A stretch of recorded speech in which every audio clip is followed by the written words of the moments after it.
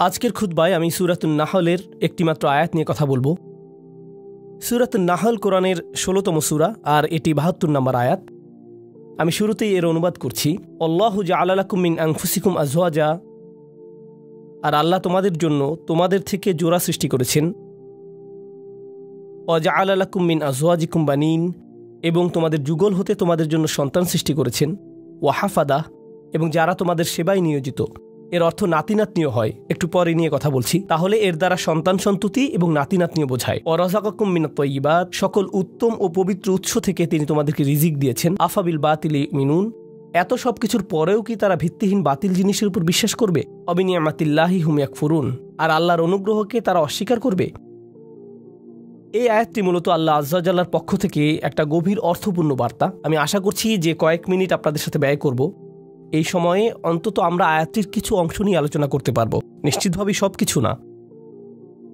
কোরআনের বিভিন্ন স্থানে আল্লাহ আমাদের প্রতি তার অনুগ্রহের কথা জানিয়েছেন।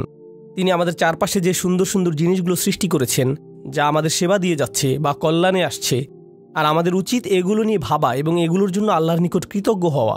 স্পষ্টত এই আয়াতের মূল কথাও আল্লাহর প্রতি কৃতজ্ঞ হওয়া, কারণ আয়াতটি শেষ হয়েছে একথা বলে, অবিনিয়ামাতিল্লাহি হুম ইয়াকফুরুন, যে তারা আল্লাহর অনুগ্রহের প্রতি কৃতজ্ঞ। যদি এখান থেকে একটু পেছনে এসে লক্ষ্য করেন তাহলে বুঝতে পারবেন এই আয়াতে যা কিছু বর্ণিত হয়েছে সব কিছুর জন্য আমার আল্লাহর প্রতি কৃতজ্ঞ হওয়া উচিত। তাহলে স্পাউস, স্বামী এবং স্ত্রী, সন্তান, নাতি নাতনি, নাতি নাতনি ছাড়িয়ে আরও যারা আছে, একটু পরে এ নিয়ে কথা বলছি, আমার জীবনের সকল মানুষের জন্যই আমার কৃতজ্ঞ হওয়া উচিত। এটা তো দেখা যাচ্ছে বিশাল একটা চ্যালেঞ্জ, কারণ একটা আপেলের জন্য কৃতজ্ঞ হওয়া খুব সহজ, একটা গাড়ির জন্য কৃতজ্ঞ হওয়া খুব সহজ, কারণ গাড়িটা আপনি যা চান তাই করে। আবার খাবারের জন্য কৃতজ্ঞ হওয়া অনেক সহজ, কারণ এটি আমাদের সাথে সাথে পুষ্টি যোগায়। আপনার চাকরির জন্য কৃতজ্ঞ হওয়া সহজ, কারণ দিন শেষে আপনি বেতন পাচ্ছেন। কাপড়ের জন্য কৃতজ্ঞ হওয়া সহজ, এটি আমাদেরকে ঢেকে রাখে এবং ক্ষতিকর জিনিস থেকে সুরক্ষা দেয়। তো এমন সব জিনিসের জন্য কৃতজ্ঞ হওয়া খুবই সহজ, যেসব জিনিসের সুবিধা আমি তাৎক্ষণিকভাবে প্রত্যক্ষ করি, কিন্তু আমি বুঝতে পারছি না স্বামী, স্ত্রী, সন্তান এদের জন্য কিভাবে কৃতজ্ঞ হব। মানে বিষয়টা বেশ জটিল আকার ধারণ করতে পারে। সিরিয়াসলি, আপনি তাদেরকে দেখেছেন? তারাও আশীর্বাদ। আপনি আমার বাবাকে চেনেন, উনিও কি আশীর্বাদ? আমার বাচ্চাদের কখনো দেখেছেন তারা কিভাবে আমার সাথে কথা বলে জানেন? তারা আমার জন্য অনুগ্রহ।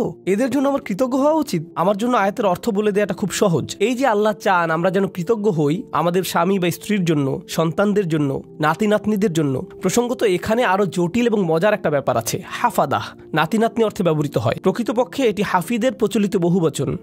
হাফিদ একবচন মানে নাতি, বহুবচন আহফাদ এবং হুফাদা, যার অর্থ নাতি নাতনিরা। আর হাফাদাহ সম্পর্কে আত-তাবারি সহ অনেকে বলেন কুল্লু মান ইউইন ওয়া ইয়াখদিম, অর্থাৎ যারাই আপনার কোনো কাজে এসেছে, যাদের সাহায্য পেয়েছেন আপনার বৈবাহিক আত্মীয়তার কারণে, এমন প্রত্যেকে যারা আপনাকে সাহায্য করেছে বা যাদের সাথে আত্মীয়তার বন্ধনে যুক্ত হয়েছেন বিয়ে করার কারণে, তারাই মূলত হাফাদায়ের অন্তর্ভুক্ত। তাই অনেক আগেই মুজাহিদ শ্বশুরবাড়ির আত্মীয়দের হাফাদায়ের অংশ বলেছেন। তাহলে এই যে কোরআনে শ্বশুরবাড়ির আত্মীয়দের নিয়েও আয়াত আছে, কারো মনে যদি জিজ্ঞাসা থাকে এ নিয়ে, ব্যাপারটা আরো জটিল আকার ধারণ করে, কারণ শ্বশুরবাড়ির আত্মীয়দের নিয়েও আমাদের কৃতজ্ঞ হওয়ার কথা। কি সিরিয়াসলি? এই মানুষগুলোর জন্য এত কিছু সহ্য করার পর এদের জন্য কিনা আমাকে কৃতজ্ঞ হওয়া উচিত? এ কারণে যখন আমি বলি আমরা একটি আয়াত পড়তে পারি, অনুবাদ পড়তে পারি এবং সামনে এগিয়ে যেতে পারি, অথবা থেমে গিয়ে বলতে পারি একটু থামুন, কি এটা আমার ব্যাপারে বলছে? এটা নিশ্চয়ই অন্য কারো সম্পর্কে বলছে। তাদের নিশ্চয়ই এমন সন্তানরা আছে যাদের জন্য তাদের কৃতজ্ঞ হওয়া উচিত, কারণ তাদের বাচ্চারা ভালো। তাদের বাচ্চারা আমারগুলোর মতো নয়। তাদের জীবনসঙ্গী নিশ্চয়ই তাদের অনেক প্রশান্তি দেয়, আমার জীবনসঙ্গী নয়। আমারগুলো কেবল আমাকে দুশ্চিন্তা এবং কষ্ট দেয় আর তর্ক করে। তাদের কাছ থেকে শুধু এটাই পাই। তারা তো আমাকে কৃতজ্ঞ হওয়ার কোনো কারণই দেয় না। ওরা সহজে কৃতজ্ঞ হতে পারে কারণ ওরা আল্লাহর নিয়ামত পেয়েছে, কিন্তু আমার পক্ষে তো এই পরিবারের জন্য কৃতজ্ঞ হওয়া সম্ভব না। আমার জীবনে তো তাদের মতো শান্তি নেই। আল্লাহ এখানে এরকম কোনো ব্যতিক্রম তৈরি করেননি। প্রসঙ্গত তোমাদের যাদের ভালো সন্তান, ভালো নাতি নাতনি, চমৎকার শ্বশুরবাড়ি এবং অসাধারণ স্ত্রী আছে, তাদের উচিত কৃতজ্ঞ হওয়া। বাকিরা অনলাইনে অভিযোগ করতে পারো আর এই নিয়ে মিম বানাতে পারো। না, এভাবে কোনো পার্থক্য করা হয়নি। এটা সবার জন্য বলা হয়েছে। আমরা যদি ব্যাপারটা নিয়ে আরেকটু গভীরভাবে চিন্তা করি, নবীদের জীবনী অধ্যয়ন করলে আমরা দেখব অনেক নবীদের স্ত্রীরাই তাদেরকে কষ্ট দিয়েছেন। যেমন নূহ আলাইহিস সালাম, লূত আলাইহিস সালাম। কিছু নবীদের সন্তানেরা তাদের কষ্ট দিয়েছেন, যেমন নূহ আলাইহিস সালাম, ইয়াকুব আলাইহিস সালাম, তাদের সন্তানেরা কষ্ট দিয়েছেন। ইব্রাহিম আলাইহিস সালাম আশঙ্কায় ছিলেন যে তার নাতিরা বা ভবিষ্যৎ প্রজন্ম শিরকে লিপ্ত হবে, আর এটাই সত্য হয়েছিল ইব্রাহিম আলাইহিস সালামের বংশধরদের নিকট থেকে। তো এগুলো সবই বাস্তবতা। আল্লাহর চাইতে বাস্তবতা সম্পর্কে বেশি কেউ জানে না। আর সেই রবই এই আয়াতের শেষে আমাদের কৃতজ্ঞতা প্রকাশ করতে বলেছেন। তাই আজকের খুতবায় প্রথমে আমি আপনাদের কাছে ধাঁধার মতো প্রায় ব্যাপারটা বর্ণনা করতে চাচ্ছি, কিভাবে আমরা এর সমাধান করব বা কিভাবে আমরা এর প্রকৃত অর্থ বুঝব। কারণ আল্লাহ আজ্জা ওয়া জাল্লা আমাদের আদেশ করছেন বা তিনি মূলত অভিযোগ করছেন যে আফালা ইয়াতাদাব্বারুনাল কুরআন আম আলা কুলুবিন আকফালুহা, তারা কি কোরআন নিয়ে গভীরভাবে চিন্তা করে না, নাকি তাদের অন্তরে নিজস্ব তালা পড়ে গেছে যে যদি আল্লাহ যা বলেছেন তা নিয়ে চিন্তা করতে অপারগতা জানাই এবং গভীরভাবে না ভাবি, তাহলে সম্ভবত আমার অন্তরে হয়তো এখনও কোনো তালা পড়ে আছে, হয়তো আমি মন দিয়ে বিষয়টা ভাবছি না, নিজের জীবনে এর বাস্তব প্রয়োগ ঘটাচ্ছি না, ফলে এর গভীর অর্থ আমি বুঝতে পারছি না। আমি দোয়া করছি আমরা তার আয়াত নিয়ে গভীরভাবে চিন্তা করার সময় তিনি যেন আমাদের সবার অন্তরের তালা খুলে দেন। এখন আসুন আমরা আবার আয়াতে ফিরে যাই, এর শেষাংশে একটু মনোযোগ দিই। তিনি বলেছেন আফা বিল বাতিলি ইউমিনুন ওয়া বিনিআমাতিল্লাহি হুম ইয়াকফুরুন, তারা কি মিথ্যায় বিশ্বাস করবে? আশ্চর্যজনক একটা বাক্য, তারা কি মিথ্যায় বিশ্বাস করবে? এমন আয়াতের ক্ষেত্রে আপনি কল্পনা করতেন যদি আয়াতের শুরুটা শিরক বা মিথ্যা প্রভু নিয়ে হতো এবং বলা হতো যে তারা আল্লাহ ছাড়া অন্য কারো ইবাদত করে, এরপর তারা বাতিলে বিশ্বাস করে, এমন একটি জায়গায় আলোচনাটি যথোপযুক্ত ছিল। কিন্তু আলোচনাটি এরকম নয়। কথাটা এমন ছিল যে তিনি তোমাদের মধ্য থেকে তোমাদেরকে দিয়েছেন স্ত্রী, সন্তান, নাতি নাতনি, শ্বশুরবাড়ি, বড় পরিবার এবং যারা তোমাদের সহযোগিতা করে এসব, এবং তারপর বলা হলো এরপরও কি তারা বাতিলকে বিশ্বাস করবে? সুবহানাল্লাহ, এ কথাটা এখানে কেন? তো আরেকটা ধাঁধা, আমি একটা ধাঁধার উপর আরেকটা ধাঁধা যোগ করছি, তাই না? তারা কি মিথ্যায় বিশ্বাস করবে? এখানে মিথ্যার বিপরীত হলো সত্য, তাই না? আফাবিল বাতিলি ইউমিনুন অবিল হাক্কি হুম ইয়াকফুরুন, তারা কি মিথ্যায় বিশ্বাস করবে আর সত্যকে অস্বীকার করবে? কারণ মিথ্যার বিপরীত হলো সত্য। কিন্তু আল্লাহ সত্য শব্দটি বলেননি, বরং তিনি বলছেন আল্লাহর অনুগ্রহ। তিনি আল্লাহর অনুগ্রহ বলছেন এর পরিবর্তে। আর যদি আপনি আল্লাহর অনুগ্রহ শব্দটির বিপরীত শব্দ নেন নাকবা, তখন এর অর্থ দাঁড়াবে তারা কি কাঠিন্যতায় বিশ্বাস করবে? তারা কি এমন জিনিসের উপর ঈমান আনবে যা তাদেরকে কষ্ট দেয়, মাসায়েব? আর তারা কি আল্লাহর অনুগ্রহ অস্বীকার করবে? হয় আপনি সত্যের বিপরীতে মিথ্যা বলবেন, না হয় অনুগ্রহের বিপরীতে কষ্ট। অথচ আল্লাহ কিন্তু এভাবে বলেননি, তিনি এগুলোকে একত্রিত করেছেন। আর আয়াতের মূল অর্থ বোঝার জন্য আমরা এখান থেকেই শুরু করব। সচরাচর ভাষা ব্যবহারে আমরা কোনো শব্দের সরাসরি বিপরীত শব্দ ব্যবহার করি, দিন রাত, ভালো মন্দ, এগুলো সরাসরি বিপরীত। কিন্তু কোরআনে আল্লাহ মাঝে মাঝে একটু জটিল বিপরীত ব্যবহার করেন। তিনি এভাবে বলেন না যে এর বিপরীত বি, তিনি বিপরীত বোঝাতে এমন ভিন্ন আঙ্গিকে আমাদের চিন্তা করান যা একমাত্র তিনিই পারেন। এখানে আল্লাহ আপনাকে আমাকে শেখাচ্ছেন যে এ আয়াতে মিথ্যার বিপরীত হলো আল্লাহর অনুগ্রহ, সত্য নয়। আর আল্লাহর অনুগ্রহ মূলত সত্যের বিকল্প হিসাবে ব্যবহৃত হয়। এই ধারণাটি খুবই শক্তিশালী। সত্যের আরবি হলো হক, আবার হক এর অর্থ উদ্দেশ্যপূর্ণ। তাই হক অর্থ কেবল সত্য নয়, উদ্দেশ্যপূর্ণও হয়। যেমন আল্লাহ বলেন খালাকাস সামাওয়াতি ওয়াল আরদা বিল হক, তিনি বিশেষ উদ্দেশ্যে আকাশসমূহ এবং পৃথিবী সৃষ্টি করেছেন। এখানে উদ্দেশ্য বোঝাতে কোন শব্দটি এসেছে? সত্য, হক। সুতরাং হক শব্দের দুইটি দিক আছে। তো আসুন এই আয়াতটি এই দৃষ্টিকোণ থেকে চিন্তা করি। এই যে আমার অবাধ্য সন্তানেরা, আমার ছেলে আমার সাথে তর্ক করে, আমার মেয়ে আমার সালামের জবাব দেয় না, আমার নাতিরা আমাকে ভুলে গেছে, আমার স্ত্রী আমাকে কেবল অসম্মান করে, আর অন্যদের কাছে আমার দুর্নাম করে বেড়ায়। আল্লাহ বলছেন তিনি এই সব কিছুই দেখছেন, আর আমি দেখি সমস্যা। কিন্তু আসলে এরকম জটিল সম্পর্কের মধ্যেও একটা নিয়ামত আছে, আর সেই নিয়ামত বা কল্যাণ তাদের কাছ থেকে আসছে না। এই কল্যাণ কেবলই আল্লাহর কাছ থেকে আসে। তাদের কাছ থেকে শুধু কষ্ট আসে, কিন্তু সেই কষ্টের পেছনে যে প্রজ্ঞা, যে কল্যাণ আছে, তা শুধুমাত্র আল্লাহর পক্ষ থেকেই আসে। তাই আল্লাহ বলেননি অবিনিয়ামাতি হুম ইয়াকফুরুন, তিনি বলেছেন অবিনিয়ামাতিল্লাহি হুম ইয়াকফুরুন। তিনি নিয়ামাকে তার নিজের সাথে সম্পৃক্ত করেছেন। তিনি নিয়ামতকে যুক্ত করেননি তাদের সাথে, করেছেন নিজের সাথে। তাই আমরা এখন গভীরভাবে চিন্তা শুরু করা উচিত। পরিবারের ভেতর যত ঝামেলাপূর্ণ কথাবার্তা হয়, যত ঝামেলাপূর্ণ পরিস্থিতি আমাকে মোকাবেলা করতে হয়, সবগুলো নিয়ে। তাই আমরা একটু পেছনে সরে এসে আমাদের দৃষ্টিভঙ্গি বদলাবো নিজেদের পরিবার নিয়ে। কারণ এই আয়াতটি আমাদের বৃহত্তর পরিবার সম্পর্কেই। মূলত বেশিরভাগ মানুষের ক্ষেত্রেই যদি জীবনের কিছু নিয়ে অভিযোগ করার থাকে, অর্থনৈতিক বা স্বাস্থ্যগত ব্যাপার ছাড়া যদি তাদের জীবনে কোনো মানুষ নিয়ে অভিযোগ করার থাকে, সেই মানুষটি সম্ভবত নিজ পরিবারের কেউ। জীবনের অধিকাংশ নাটকের অবস্থান এখানে। জীবনের সকল চাপের উৎপত্তি এখান থেকেই। ফোন আসলে ফোনের কাছে যাবার আগেই আপনি বলে ওঠেন, আল্লাহ তার কল যেন না হয়। মনোবল শক্ত করে নিচ্ছেন আগে থেকেই। অথবা কোনো বিয়েতে বা অনুষ্ঠানে গিয়ে আপনি ভালো সময় কাটাচ্ছেন, হঠাৎ আপনার স্ত্রী আপনার দিকে তাকালো, বা আপনি তার দিকে তাকালেন। স্ত্রী ভাবতে লাগলো, ওহো, আজকে আমার খবর আছে। বাড়ি ফেরার জন্য গাড়িতে ওঠা মাত্রই তিনি বকাঝকা শুরু করবেন। পরিস্থিতি ভালো মনে হচ্ছে না। পরবর্তী ঝগড়া শুরু হওয়ার আগেই যেন দাঁতে দাঁত চেপে প্রস্তুতি নেওয়া শুরু করলেন। জানেন, সম্ভবত ব্যাপারটাকে অন্য দৃষ্টিকোণ থেকেও দেখা যায়। সম্প্রতি আমাকে একজন একটা প্রশ্ন করেছেন। আজকের আয়াতটি ভালোভাবে বোঝার জন্য এটি একটা উদাহরণ হতে পারে। মা আর মেয়ের মধ্যে ফোনে কথা হচ্ছে। মা বলছে, জানো তোমার অমুক কাজিন, আমরা তার নাম দিলাম কাজিন এ, তোমার কাজিন এ সবসময় কাজিন বি সম্পর্কে বাজে কথা বলে। তার সমস্যাটা কি? কেন সে সারাক্ষণ কাজিন বি সম্পর্কে মন্দ কথা বলে? মেয়ে বলল, এটা নিয়ে চিন্তা করো না মা, সে তার ভালো ভালো আমলগুলো তাকে দিয়ে দিচ্ছে। কারণ কারো পেছনে কটু কথা বললে আখিরাতে নিজের ভালো কাজগুলো তাকে দিয়ে দিতে হবে। তাই এ নিয়ে কোনো চিন্তাই করো না মা। মেয়েটি আমাকে জিজ্ঞেস করলো, আমি যখন এভাবে বলি, এভাবে বলা কি ঠিক? আমি এই কথোপকথনটি শোনার পর বললাম, আচ্ছা, তোমরা যখন এভাবে আলোচনা করছো যে কাজিন এ এরকম খারাপ কাজ করছে, তোমরাও তো তখন গীবত করে ফেলছো। কাজটা উল্টা হয়ে গেল না? এরপর আছে আরেক সমস্যা। তুমি কি অতি সহজেই বলে ফেলছো না যে চিন্তা করো না, আমরা আখিরাতে তার কাছ থেকে নিয়ে নিব?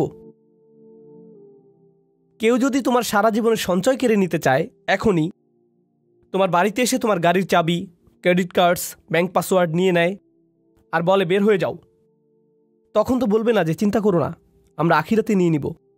তুমি তো এই জীবনের জিনিসগুলোই ছেড়ে দিতে পারো না, আর এত অনায়াসে তোমার কাজিনের আখিরাত ছেড়ে দিচ্ছ। কোনো সমস্যা নেই, আমরা শেষ বিচারের দিন নিয়ে নিব।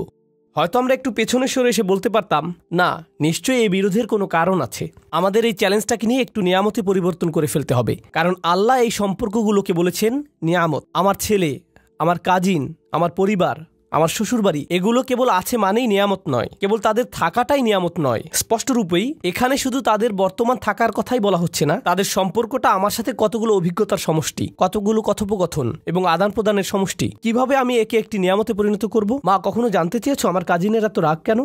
নিশ্চয়ই কিছু ঘটেছিল। কখন ঘটেছে? ও, তোমার মনে আছে ওই বিয়ের কথা, যেখানে অমুক অমুক ব্যাপারগুলো ঘটেছিল? ও, তখন থেকেই সমস্যার শুরু। আমরা হয়তো তাদের দুজনকে নিয়ে একসাথে বসতে পারি এবং সমস্যাটার একটা সমাধান করতে পারি। আমরা হয়তো সমস্যাটার সমাপ্তিতে সাহায্য করতে পারি, এটাকে আরো বড় করার পরিবর্তে। এই নিয়ে পেছনে কথা না বলে, অভিযোগ না করে আমরা হয়তো সমাধানের একটা অংশ হতে পারি, যেন পরিবারটি আত্মীয়তার সম্পর্কের মাঝে যে নিয়ামত লুকিয়ে আছে তার অভিজ্ঞতা লাভ করতে পারে। আপনার পরিবারে যে মানুষগুলোর আগমন ঘটে, আমার পরিবারে যে মানুষগুলোর আগমন ঘটে, ভালো হোক বা মন্দ, আল্লাহ একটা উদ্দেশ্যকে সামনে রেখেই তাদেরকে আমাদের জীবনে পাঠিয়েছেন। তার সব কাজেই উদ্দেশ্য থাকে। মাঝে মাঝে আপনি আপনার ভাইকে দেখে ভাবেন, তুমি কিভাবে আমার ভাই?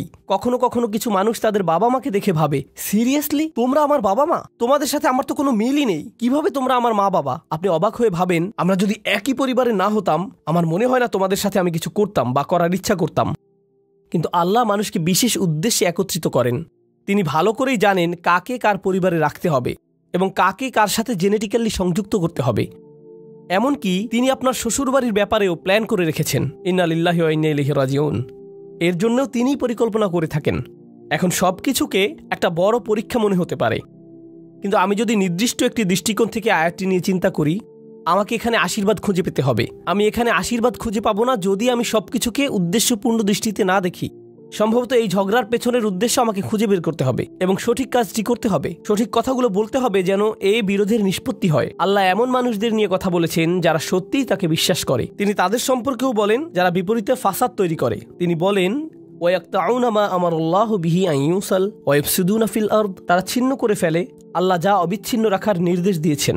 পারিবারিক বন্ধনগুলো অটুট রাখা সত্যিই কঠিন। স্বামী স্ত্রীর সম্পর্ক মজবুত রাখা কঠিন। সন্তান সন্ততিদের মাঝে বন্ধন বজায় রাখা কঠিন। ভাই বোনদের মাঝে রাগারাগি তীব্র আকার ধারণ করতে পারে। পিতামাতা এবং সন্তানদের মাঝেও রাগারাগি তীব্র আকার ধারণ করতে পারে। আপনার নিজের পরিবার এবং শ্বশুরবাড়ির মাঝে মতবিরোধ প্রচণ্ড খারাপ হয়ে পড়তে পারে। ওইগুলো ছোটখাটো মতবিরোধ নয়, কিন্তু এই সকল মতবিরোধের প্রতি আমি যদি উদ্দেশ্যপূর্ণ দৃষ্টিতে তাকাই, জানেন আমি কি করব? আমি কোনো না কোনোভাবে এটাকে আশীর্বাদে পরিণত করব। আমি এই ঝগড়া সমাধানের একটা উপায় খুঁজে বের করব। আমি এই নিয়ে আলোচনা চালিয়ে যাওয়ার একটা উপায় খুঁজে বের করব। আল্লাহ আমাদের নবীদেরকে এমন সব কঠিন পরিস্থিতিতে ফেলেন, কিন্তু তবুও তারা এতে আল্লাহর নিয়ামত খুঁজে পান, কারণ তারা সব কিছুর দিকে উদ্দেশ্যপূর্ণ দৃষ্টিতে তাকান। তো এটাই আমাদের প্রথম শিক্ষা, আফাবি নিয়ামাতিল্লাহি হুম ইয়াকফুরুন থেকে। এই আয়াতের আরেকটা দিক আমি নিজেকে এবং আপনাদেরকে স্মরণ করিয়ে দিতে চাই।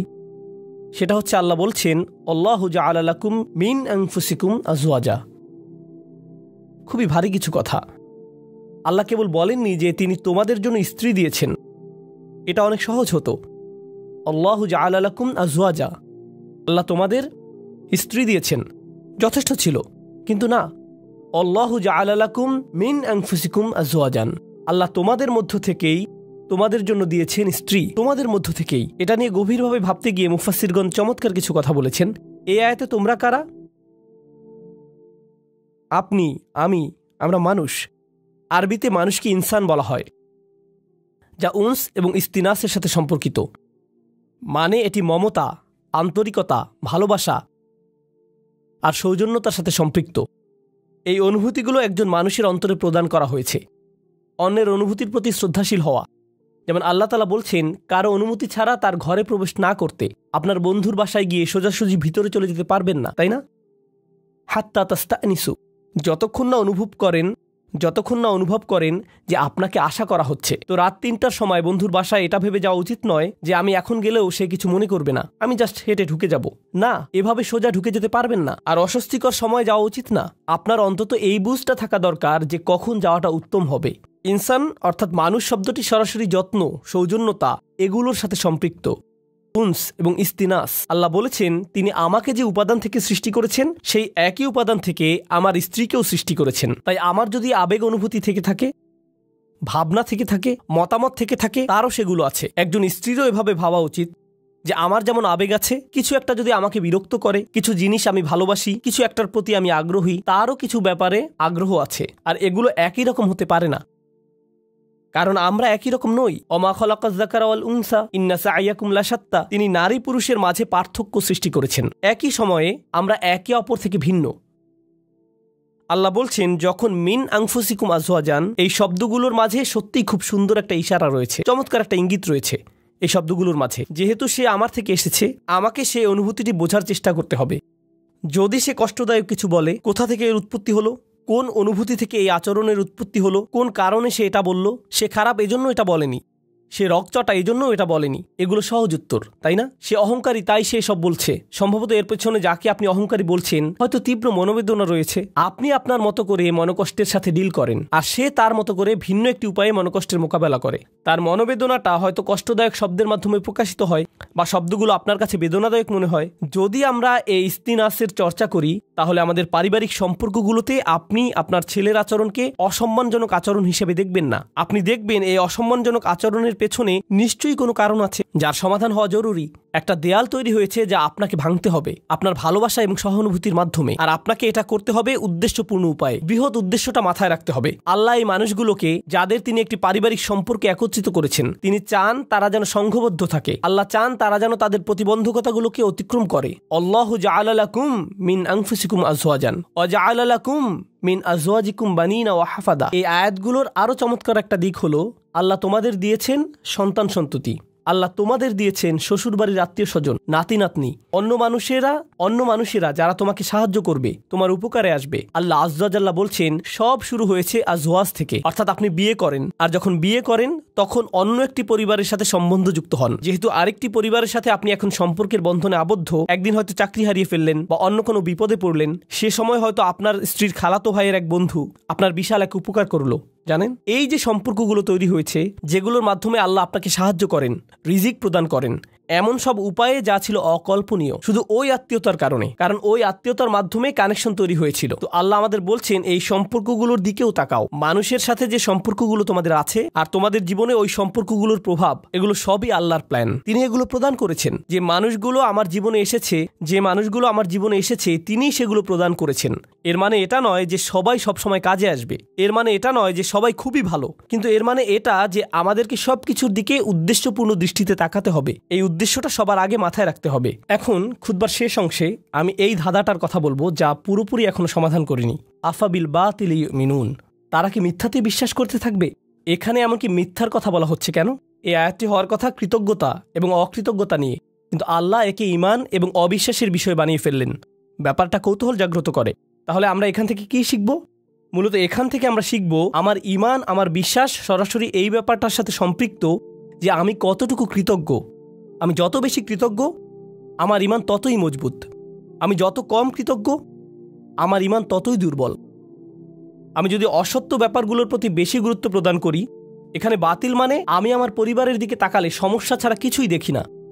আমি শুধু দেখি এই মানুষগুলোর কারণে আমার জীবন এতটা কঠিন, তারা এটা করেছিল, সেটা করেছিল, অমুক তমুক করেছিল।